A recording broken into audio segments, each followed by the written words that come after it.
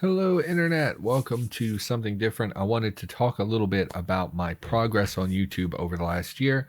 We're coming up to the end of 2020, which, by the way, if you're watching this, congratulations. You've survived 2020. You are an absolute legend. And yeah, I just wanted to reflect a little bit on the progress over the last year and where I excelled, where I failed, what was good, what was bad, and where we're at on YouTube. Now, for most of you, this probably means nothing, and in fact, most of you probably don't want to watch this, but there are some of you I know who do YouTube or are content creators in some capacity. There's at least a few of you around the channel. And then for the rest of you, I thought maybe, I don't know. It just seems like reviewing this sort of stuff every now and then is important. So, all right, so first up, I searched myself on YouTube. As far as I know, this is the only way you can see your exact number of videos. I have 1,137 videos on the channel and 1.14 thousand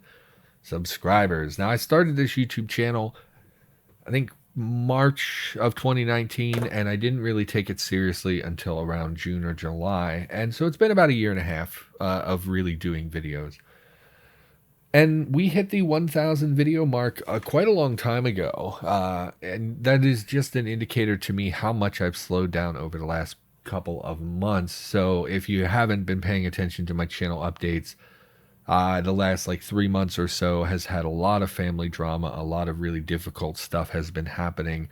So I've backed off quite a lot in my recording. And so these numbers have not swelled quite so much. In fact, even the subscriber count, we hit 1,000 subs several months ago, and for a while there I was getting 60 to 90 subs a month, and we have obviously dipped significantly in our progress. So that said, this is still huge progress. This time last year I was nowhere near this level.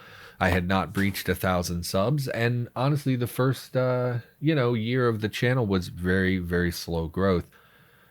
So let's take a look at the numbers a bit more. We can see the graphs, which put things in perspective a little bit more. I remember when I started the channel, let's just go last 7 days. So over the last 7 days, I've gotten 4,300 views, 678 hours of watch time, and 26 subscribers, which is actually really high. I'm not sure why that suddenly ticked up over the last 7 days, because the last couple of months, the subscriber numbers have dipped pretty considerably. And for the record, YouTube does take a little bit of time to update these things, so this number is not even the correct number. Getting subscribers is often delayed by several days. I'm not sure what causes that.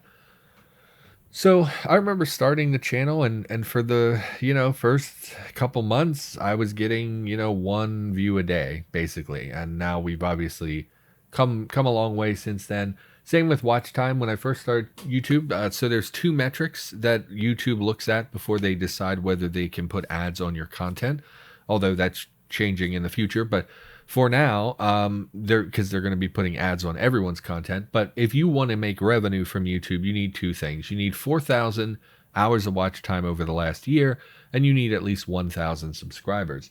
When I started YouTube, I thought the thing that would hold me up would be the watch time. I thought for sure that's going to be, oh, it's so slow, 4,000 hours. It's just crazy amount of watch time. However, in the last year, I've gotten 5 times that number, almost 6 times the number of watch time that is required for monetization. So that was actually the easier metric. The harder metric was trying to get the subscriber count up to 1,000, which I did not think would be quite so slow.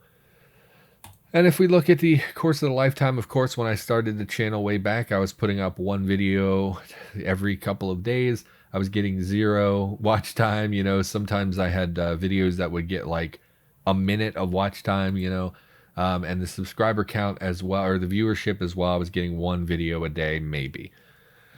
And then we hit a really big uptick, and ever since then, it's been slowly trending upwards over time. And we can see a spike, in fact, in viewership in the last, around the time that the United States started locking down. And many other countries started to do so as well. I imagine this is common for most content creators. Probably most people saw a noticeable uptick in their numbers around the time that the lockdowns came. There were more people at home, more people looking to be distracted from the difficulty that was their personal life. I personally had some other extenuating circumstances that I think inflated these numbers. Specifically, I began releasing my tutorial series back in February of 2020, and after that, as it began to pick up steam, I started to notice more and more of an uptick, and ever since then, these videos have been doing very well. This is the top listed videos. If we just go to lifetime even, these are the top videos on my channel, the most viewed videos on my channel. You'll see the tutorial Let's Play is the majority of this list. Usually the way things go on YouTube, the first video in a series does really well, and then it gradually tapers off over time. So most people come and they'll watch the first episode of the prison series or the apartment series, but the remaining episodes, they don't quite make it into this list. So the most, popular things that are viewed on the channel are for sure the tutorial Let's Plays. I am planning to do another tutorial series in 2021. We did the tutorial Let's Play. I would like to do one that's a little bit more like Vormithrax does, where it's not a Let's Play, it's just, topical. So we would pick a topic specifically, and just discuss that topic. We're not going to actually play the game. We're just going to show how it works, this is the sorting system. Here's what you can do with the sorting system. And that's the whole video. There's not going to be an overarching meta Let's Play or anything, because I think people got turned off. Even though these are very popular videos, I think people got turned off by the Let's Play aspect. They didn't want commentary. They didn't want to hear me, ramble on about my life and why I'm doing things. They just wanted these specific topics covered in detail. So I think I can improve upon that, and we'll attempt to do that next year. And then surprisingly, sneaking in at number 2 was a very simple, basic video I made for Tony Hawk. I saw many content creators who were struggling to do even baseline scores in Tony Hawk. So I actually made this video explicitly because I saw Dan Giesling struggling to get, 100,000 points. So I was consistently getting, 1 to 4 million. I was consistently in the top 1,000 people. If not the top 200 people on most of the maps. So I knew I was better than the average person. So I just want to make a quick video for people who were struggling. And I got a huge backlash for this video because people were like, dude, you're only getting a couple million. You're not even like the top 5. And it was a very frustrating experience, but the video was popular nonetheless. And in fact, despite the huge negative response that I got, the overwhelming majority was positive and people who were struggling with their scores. So it was, in my opinion, a positive thing. So despite the negative backlash, I'm happy to see that this is still sitting towards the top of the channel. Everything else is Cataclysm, of course. My strategy when I started YouTube was scattershot. My goal was to produce as much content as humanly possible. I knew that I'm not an exceptional YouTuber. I'm not someone who is... think of the top 3 or 4 YouTubers who do gaming content. Who are they? Probably Markiplier, PewDiePie, and Jacksepticeye are probably like the top 3. They're all very loud, very animated, very energetic people. They hit you with a lot of jokes. They're very loud and in your face kind of attitudes. And that is not me. That is the kind of stuff that people, were drawn to for a period of time. And I know that I don't really compare to those people in those regards. So I knew that I wasn't going to succeed by being the most energetic, in-your-face guy, because that's not who I am. I'm a very low-energy guy who, instead, I prefer my content to be kind of long, drawn-out storytelling, anecdotes, talking about my life, things like that. So my goal was, I can't produce single videos that are going to be really exceptional. So instead, just produce literally as much content as you possibly can. So for the majority of my channel, I was putting up, 2-3 videos a day, just trying to hit as many possible audience members as possible. And for the most part, it has worked. When I started doing YouTube, I had 2 main metrics that I was going to base my future as a content creator on. I said within 3 years, I want to be making money. And within 5 years, I want to know if this is sustainable enough that it could be a full-time job. I'm about 1.5 to 2 years in. We're already ahead of schedule. I'm already at the point where I could monetize. That was my 3-year goal, and I've already reached that point. I haven't turned on the faucet yet. I haven't applied to be part of the ad revenue program or anything like that. I've just there are some extenuating circumstances that hopefully I will get to eventually, but we're already ahead of schedule. And then by 5 years, I wanted to know, hey, is this actually something I could do for a living or not? And I thought that those things were pretty generous. You know, those are the rule of thumbs I've heard people throw around when they talk about starting a small business, regardless of the industry, regardless of what's going on. People always say, you know, those first 3 years you're on a shoestring, you're going to be working at a deficit, you're going to be losing money. And then by year 5, you should be able to cut yourself a salary and know if this is really sustainable or not. And it's obviously a long-term play. My goal was always to be in YouTube for the long term. I think that a big part of the reason why people don't succeed on YouTube is because they give up. People will do this for 2 years and they'll be like, oh, man, I'm making progress. I'm so unhappy with my progress. I'm doing so poorly. And they quit. And then of course it never grows because you gave up. So for me, I always figured if I were, I know I'm likable enough. I'm not that terrible. I'm not, Markiplier or Jacksepticeye or whoever to grab the young viewers and really get that cult following. I knew I wasn't that, but I also know that I'm, somewhat intelligent, somewhat interesting. I have good stories for the most part. And I thought that over time, if I remained persistent, if I was consistent in my content, I think I could grow an audience. And we're already seeing that. My numbers have gone up. I'm getting more views on my average video than ever before. And for the most part, I'm never really happy with my progress per se. I'm not really a happy guy. I usually am pretty unhappy with every aspect of life, but I'm content enough that we're doing okay. In fact, 2.5 million impressions over the course of my lifetime. What that means is that YouTube has surfaced my videos 2.5 million times, which is interesting. And then we can see from YouTube serving up my content how it trickles down. So let's take a look at some other metrics on the channel. Playlists, of course, the tutorial playlist has, surpassed anything else. Keywords, YouTube. So, we're going to get a little behind the scenes, I guess. Let's go back to overview for a moment. So the most important things to getting your YouTube channel more attention is watch time. People like to look at subscribers. Subscribers is actually kind of a vanity number. YouTube, as far as I know, does not even consider your subscriber count when they're looking to advertise your videos. Same with viewership. And like people always say, like, comment, and subscribe. The reality is that those 3 things don't have a huge impact on the algorithm because those are easily manipulated things. Anyone, I'm sure if I went to Google right now, I could find a website. Oh, don't click. I don't know what that would show. If I went to YouTube, Google right now, I'm sure I could buy subscribers, right? That is a thing that surely exists in the world at this point. I can go buy views. I can go buy comments. I'm sure that those websites exist because YouTube is a huge industry and those sort of things always crop up when an industry is that major.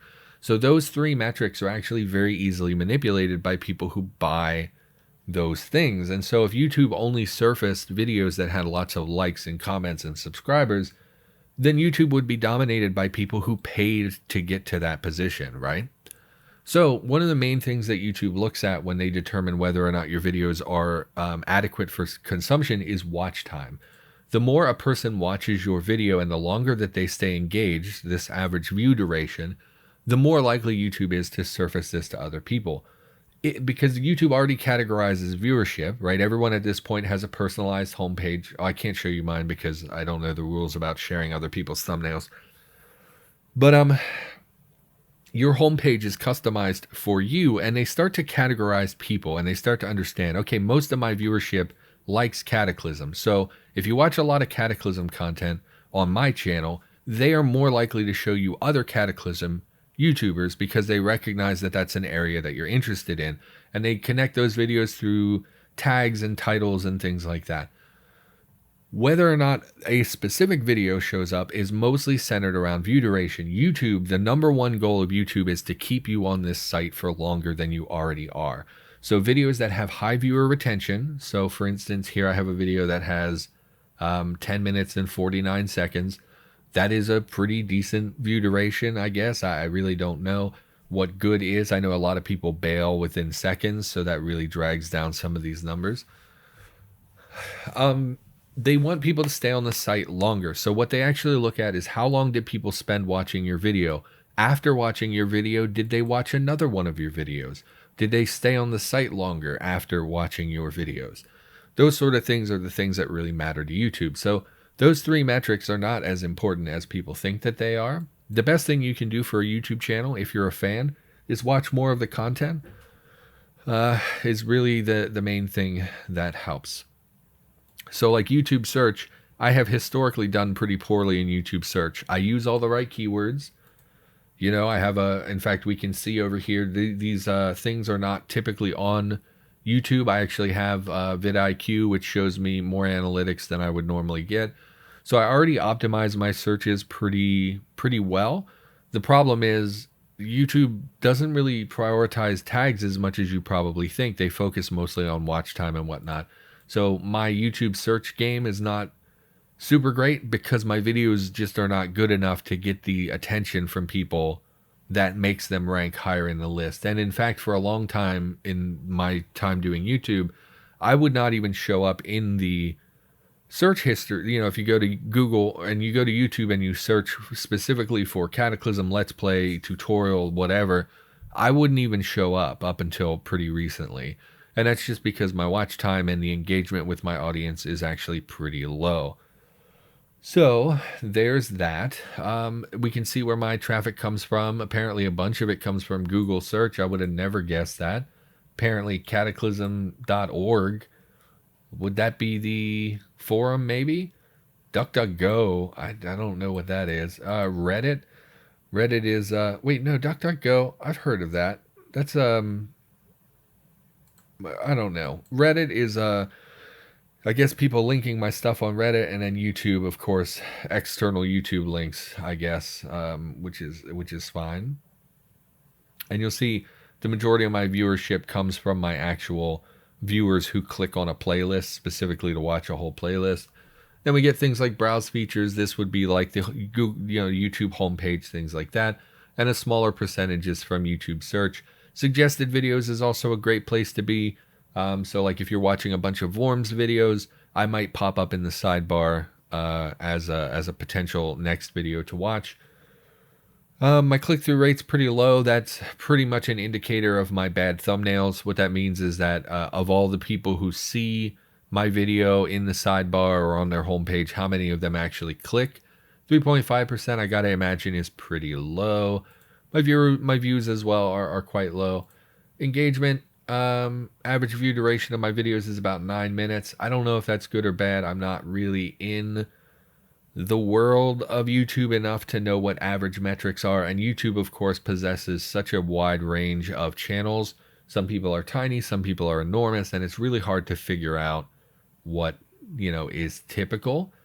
If we look at total top videos by hours, we've had people watch our one video for 820 hours. That's pretty significant. In fact, how are we doing? 27.1 thousand hours. So 27.1 thousand divided by 24. People have watched my videos. So if you watch my videos 24/7 for 1,129 days, that's pretty satisfying to see that. Anyway, let's take a quick look at audience, and then we should probably wrap. This has gotten pretty rambly, and I don't think most people care about YouTube anyway. So here we can see how many people have turned on all notifications for my channel. That's around 9.7%. It says typical is 10 to 30%. I totally understand why people would not do this. I, for a long time, have produced a lot of content, which of course, is spamming people's inboxes or whatever with the notifications. So I totally get why people wouldn't do that. Who turned on all notifications and enabled YouTube notifications is 5.9%. Looks like that also falls in the low end of the average range. Other videos that my audience has watched, hopefully this is okay. I don't know if you're allowed to show other people's stuff so on YouTube. Seems like a fair use thing, but whatever. Oh, gender, of course, classically, dominantly male gender in my viewership. We do have some females who watch the content. I know there are a couple of you out there, but it's a pretty low percentage. The majority is male. I know that for sure. Looks like most people are 25 to 34. It does not really surprise me. I would imagine that my style of content caters more to older people. I don't think that this 13 to 17-year-old is ever going to be my demographic. I appeal to people who are a little bit older, a little bit more chill, a little bit more experienced with life, who can relate to some of the things that I have, that I talk about, that I go through. So no subtitles. Unfortunately, I don't know how to make subtitles for my videos, and the volume at which I generally produce, it's just not feasible for me to go through and come up with a transcript for every single video. I would like to get into transcription once I start doing more writing style content or role play type content. I would really like to be able to make transcripts so that they're better than the default generated closed captioning, because the closed captioning for me is quite bad. I tend to mumble, and then I speak very quickly as well, which it throws a little bit of a wrench in the subtitle algorithm or intelligent, whatever figures out what the words are. But anyway, yeah, and then over the last few months, we've had a pretty significant dip to things like our watch time and our subscriber count. We are up around 1150 at the moment. I think 1.38 is not, or 138 I don't think is accurate. I thought I was up to 141 or something like that. Although you do lose subscribers as well.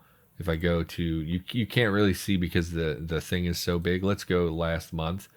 You can see there are dips where people do unsubscribe, which again, I think is totally understandable. We actually got about 70 new subscribers in the last month. That's pretty average for me at this point. Obviously much higher than it was this time last year. This time last year I was probably getting about 20 subscribers a month. So there is some marked improvement there. Same with watch time and all that. All of these numbers have gradually gone up over the last year. There is clearly progress. I think it's really important to stop occasionally, take a look at these things and assess yourself, because so much of life is no reward whatsoever, no concept of progression. Most of us focus very heavily on the day-to-day, just survive today, survive the next paycheck, take care of business now. And, after a while, you realize that you kind of been spinning your tires. You're not really moving forward in life. Like, you might get a raise or a promotion or something like that, but those things are few and far between. It's very hard to find actual tangible proof of moving forward. Doing YouTube gives you very clear metrics where you can literally see numbers that go up over time. And I just think it's important to stop occasionally and recognize what you've done. And the fact that we've made this much progress, despite the fact that I've basically taken 3 months off, is really great. It was really good. And yeah, I'm trying to get back into things now. I'm trying to get my head on right, trying to produce daily content again. Excuse me. And yeah, hopefully we continue to see these numbers trend upwards.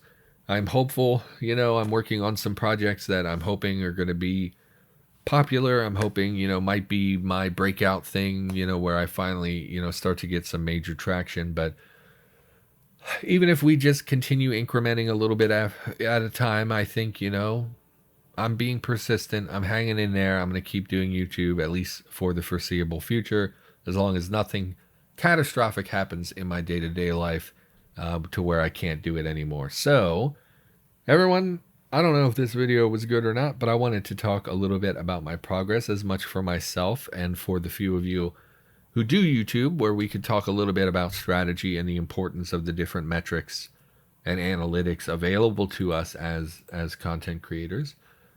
For most of you, most of you probably aren't still watching this, but if you are, hey, thank you. Thanks so much for being a supporter of my channel. Your viewership does mean a lot to me.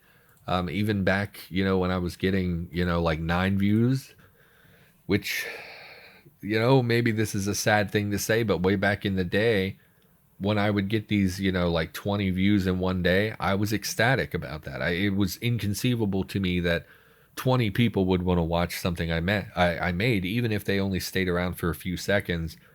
the fact that 20 people came out, like how many people can say that, right? How many views did I get yesterday? 717 views.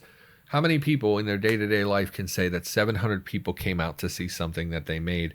That's very satisfying. That's a very meaningful thing for me. So,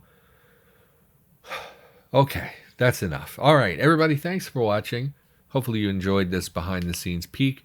Regardless of how you felt about it, we're moving into 2021, which is just so ready to be over 2020. So there's that.